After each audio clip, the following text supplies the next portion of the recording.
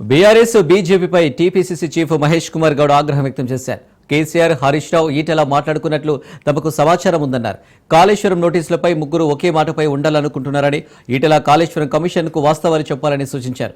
ఈటెల బీజేపీలో ఉన్న మనసు బీఆర్ఎస్ వైపే ఉందన్నారు.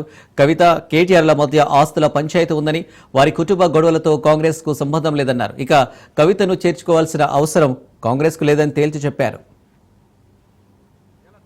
ప్రజలు అడుగుతా ఉన్నారు మిమ్మల్ని. మొన్న జరిగిన యుద్ధంలో భారతదేశం సాధించిందేమిటి, కోల్పోయిందేమిటి, ఇవి చెప్పాల్సిన బాధ్యత మీది కాదా? పాకిస్తాన్తో యుద్ధం చేయడమే కాకుండా ఒక కొత్త దేశం బంగ్లాదేశ్ సృష్టించిన ఘనత ఈ ప్రపంచ చరిత్రలో ఇందిరాగాంధీ గారు. వాజ్పేయి గారు వారిని శుద్ధిస్తూ అపర కాళీమాత ఇందిరాగాంధీ కాబట్టే మన దేశం ఈ విధంగా ఉందని చెప్పిన మాట వాస్తవం కాదా? ఇందిరాగాంధీ యుద్ధం చేసిన తీరేమిటి, మీరు చేసిన తీరేమిటి? ఇలా దేశ ప్రజలు ఇందిరాగాంధీ మోడీని పక్క పెట్టి చూసి మోడీ నిర్వాహకంగా అర్థమయ్యి అసలు సిస్సలైన ప్రధానమంత్రి, అసలు సిస్సలైన ఉక్కు మనిషి ఇందిరాగాంధీ అని వాళ్ళ కొనియాడుతున్నటువంటి సందర్భం. దాంట్లో భాగంగానే మేము నిన్న కార్యక్రమం పెట్టాం. జైన్ సభలు పెడతా ఉన్నాం, వాస్తవాలు చెప్తా ఉన్నాం. ఆనాడు ఇందిరాగాంధీ హయాంలో జరిగిన యుద్ధానికి, మొన్న జరిగిన యుద్ధానికి తీరుతెన్నులు, తేడాలు చెబుతా ఉన్నాం. సర్జికల్ స్ట్రైక్స్ చేసి గొప్పగా చెప్పుకుంటారు. కొన్ని వందల సర్జికల్ స్ట్రైక్స్ ఇందిరాగాంధీ హయాంలో జరిగాయి, ఎక్కడ బయటకు చెప్పలే. స్ట్రాటజికల్ సీక్రెట్ అది. దాన్ని కూడా ఎన్కరేజ్ చేసుకున్నటువంటి బీజేపీ నాయకులు ఇవాళ రాహుల్ గాంధీ గారి గురించి మాట్లాడి యుద్ధంలో ఓడిపోయిన తీరు, యుద్ధంలో మనం వస్తున్నటువంటి చెడ్డ పేరు తొలగించే విధంగా డైవర్ట్ చేసే టాక్టిక్స్ వాడుతూ ఉన్నారు. ఇది ఆక్షేపణీయమైన మాట చెప్తా ఉన్నాను.